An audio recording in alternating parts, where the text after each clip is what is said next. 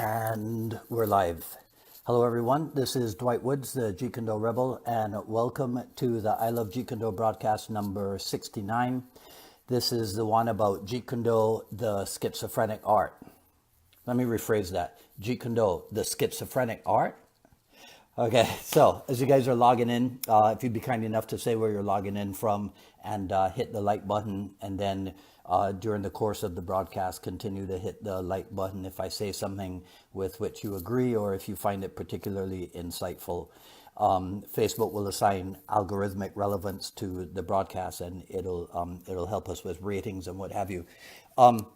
So the origin story for today's broadcast title, now I forget what it is that I was watching. It was probably a movie or a TV show or something. And somebody was making a joke about schizophrenics and the voices in their heads. And I thought to myself, well, shoot, I must be schizophrenic because I'm constantly talking to myself about things, especially things related to Jeet Kune, right? So right from the start, before anybody gets pissed off at me, I draw your attention to the fact that I place 2 question marks after the word art in the title for today's broadcast. So in case you didn't get that, please realize that I do that to indicate that I'm asking a question, and therefore I am inviting discussion and not making a statement. So in the past, dealing with schizophrenic, right? Schizophrenia, there were different subtypes. My understanding is that a lot of that has changed over the past 6 or so years. But they used to list them as paranoid schizophrenia, catatonic, childhood schizophrenia, schizoaffective disorder, and then there was something called a hebephrenic or disorganized schizophrenia. So some of you may recall that my JKD senior, Chris Kent, he has written and spoken about Jeet Kune's identity crisis. Jason Corral, on a recent episode of the Jeet Kune Dialogues, he opined that JKD was on the decline. And I'm actually in communication with Tommy Carruthers for an upcoming episode of the Jeet Kune Dialogues, where the topic might be, again, the decline of Jeet Kune, right? So it was that last subtype of schizophrenia, the hebephrenic or disorganized schizophrenia. That was the one that caught my eye.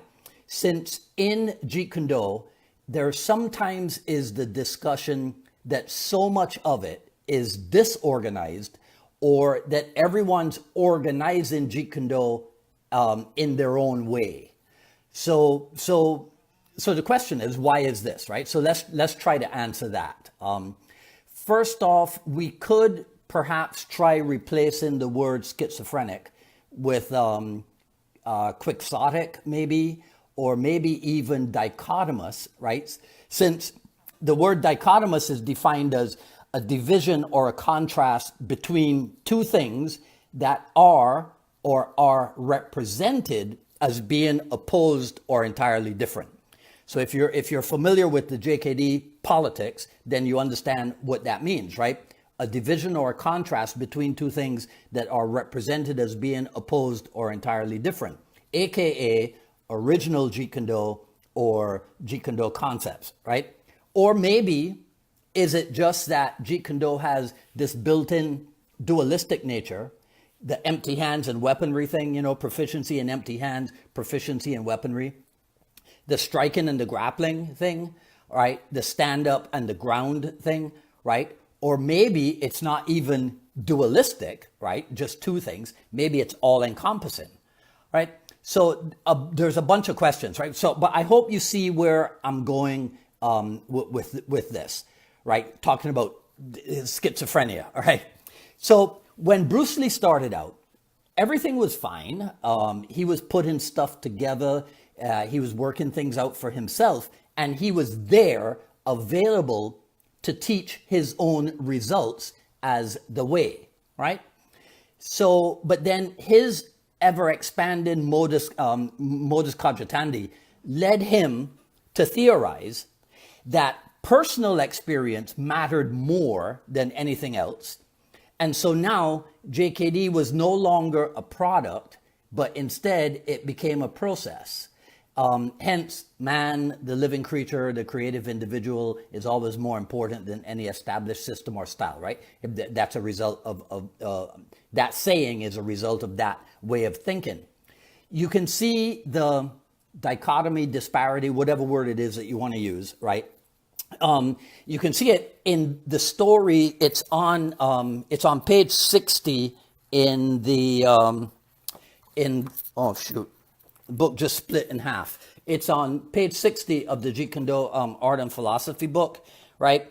And it's where Bruce Lee says to the Chinatown group, right? He says, I know that socially a lot of us in here are friends, and outside the school I am Bruce, but in here you call me Sifu, right? And also in this same book on page 46, it might not be something that a lot of people have paid attention to, right? It's this little picture here on the left side, right? And it says it's part of the rules and regulations, and it says, observe the difference between student to student salutation and student to instructor salutation. So I always found it interesting that when it came to things like respect, like martial art respect, it appears that Bruce Lee was as traditional as any other classical gung fu or martial arts school, right? So then Bruce Lee goes ahead and dies without leaving a specific blueprint, and therefore rendering his instructions subject to multiple interpretations, which brings us then to the issue of modern day Jeet Kune Do. And like I mentioned before, we can say that has two camps, right? The one that's happy to do things in kind of the garage or backyard approach, and another one that's happy to do things on a more commercial or professional level. And even within those approaches, there are, again, subtypes or sub-approaches, the original or pre-1973 approach, and then the concepts or the mixed martial arts approach. A few of the things that drove home to me the idea that Jeet Kune Do has this, as Chris Kemp would call it, identity crisis, or I've titled it today, schizophrenic partiality, is for one overall reason. It requires constant attention to development. And not so in one of my other favorite books. I realize I haven't shown books in a long time. So Jeet Kune Do Kickboxing on page 10, they say, even with knowledge and training, more is required in the context of really getting a deep level understanding of what Jeet Kune Do is, right? So a constant attention to development. So let's talk about constant attention to physical development. If all of your training is based on the stop hit, what do you do when and if your stop hit fails? Do you abandon stop hitting and move on to something else like the simultaneous parry and hit, right? Or if we look at it as art, do you abandon Jeet Kune Do, right, the stop hitting art, and move on to Wing Chun, right, the simultaneous offense and defense art, right? What if your simultaneous offense and defense fails and you end up being taken down and choked out? Do you now abandon your Wing Chun and move on to Brazilian Jiu-Jitsu, right? See, right at the start, because of Bruce Lee's open-mindedness and his willingness to look at martial art training and even to look at life as it really is, he determined that you needed to be well-rounded from the get-go. But he also realized that proficiency didn't lie in the perfection of numerous techniques. it was in strict adherence to essential principles. Okay? So, for example, the principle of the 5 methods of counteroffense. I just mentioned 2 of them, right? The stop hit and the simultaneous parry and hit. And I like to say that somehow the 5 methods of defense or the 5 methods of counteroffense, they don't seem to get as much press as the 5 ways of attack, right? But when you examine that principle, are there any other methods available, right, other than those 5 methods of counteroffense? Okay, so if we go back to the idea now of constant attention to development, we have to deal, so now not so much physical development, but the development of the art as an entity out there in the martial arts world, right? We have to deal with the aspect of the continued promotion of Jeet Kune as a choice for the public, the general public, that's looking to get involved in martial arts, right? Now, think back and you'll realize that in many instances, Jeet Kune was the pioneering effort, right? Martial arts fitness. Bruce Lee was among the first to say that you had no business training in martial art if you were not simultaneously paying attention to your personal level of fitness. So for modern day people who might be interested in martial art as a fitness vehicle, Jeet Kune can be that vehicle. Self-defense. The pictures for, do I have it here?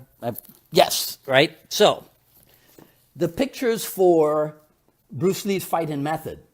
These things were taken in the period of 1966 to 67, right? So, I mean, again, that's a pioneering effort. Martial art, a martial art designed primarily for self-defense, right? It's not a modern concept. Jeet Kune was in it 50 years ago. Combat sports. So this might be an area in which Jeet Kune has suffered since it was never designed for martial arts competition. And early karate competition, karate tournaments and what have you, they were not, that was never a mainstream activity. But all of that changed with the introduction and the development of the UFC. And so today we have MMA on TV all the time, right? And so this has taught the general public that if you don't or you didn't compete, then there's no way of knowing if your art works or if you're really skilled. And so now we have idiots who were born decades after Bruce Lee passed away, and they're claiming that since he has no fight record, he should be considered just a martial arts actor, kind of like a Jason Statham or something, right? Without realizing that without Bruce Lee in Hollywood, there might not even have been a Jason Statham and his type of film, right? But that's a topic for another time. Okay, we'll right? So people are unaware when it comes to combat sport. They're unaware that JKD people like Eric Paulson and Chad Stahelski, that they competed in mixed martial arts stuff before UFC 1, because they were in Japan fighting in Shooto tournaments. They're also unaware that JKD people like the aforementioned Eric Paulson, like a Greg Nelson, like a Mark Dillagrotti, like a Matt Thornton, like a Ron Kosakowski, like a Sean Sutton, and many others, that these are JKD people who are behind the training and the success of several MMA fighters. So we definitely need to keep mentioning and promoting this fact, because in modern day society, that which is up front on people's minds all the time, right? So what I'm saying, I'll finish up with this, okay?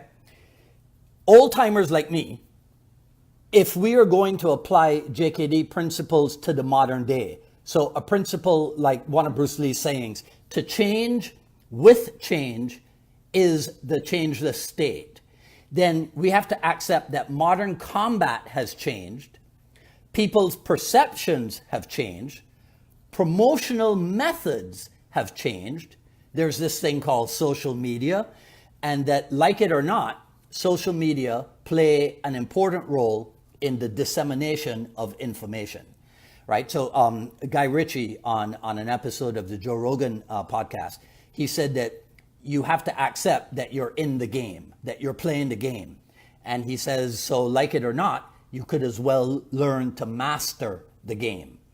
So it's not, for an old timer like me, it's not about longing for the glory days of Jeet Kune Do when there was so much tremendous demand that the Kali Academy, for example, had a waiting list, right? It's about learning how to keep up with the times, use modern tools to ensure that this art of Jeet Kune Do occupies and maintains top of mind awareness, top of mind consciousness with the general public. All right. So when I finish up this broadcast, I'm off to meet with I nicknamed him my social media advisor, Miguel, right? And also with my website advisor, Carlos, about what we need to do to further promote my efforts, right? So I'm trying to talk the talk because I'm on here with you guys minimum twice a week, but I'm also trying to walk the walk, right? So wish me all the best, okay? All right, so that's it. Feel free, share. Somebody said, Andrew Weaver says that he can't share. Andrew, that might have to do with the group settings for I Love Jeet Kune Do, but you might be able to share it. Once I share it, you might be able to do so yourself, right? So feel free to share, like, comment, ask questions. I will review everything after posting. Sign up for notifications for when we go live here on Facebook, and also for when we post the final edits on the YouTube channels. And follow me on Twitter at Dwight Woods, on Instagram at Dwight D. Woods, at ilovejeetkunዶ.com. The Quick Skills Series Volume 1 is still available for subscription. Coming up on March 22nd, Friday, March 22nd, this Friday, I might have a two for Jeet Kune Do dialogues, one with Burton Richardson and one with Chris Kent. One of them will definitely be on at 3 p.m. Eastern Daylight Time. I'm not sure about the second one. But that's this Friday, March 22nd, right? And I will see you back here next week, same time, for another issue of the I Love Jeet Kune Do broadcast. Today is a purple day, as you can tell. Here's the t-shirt. And that's it, right? This is Dwight Woods, the Jeet Kune Do Rebel, signing off. You guys enjoy the rest of your day. And Simon, I'll get to that. I'll answer that question once we finish posting. All right, guys, take care. I'll see you around.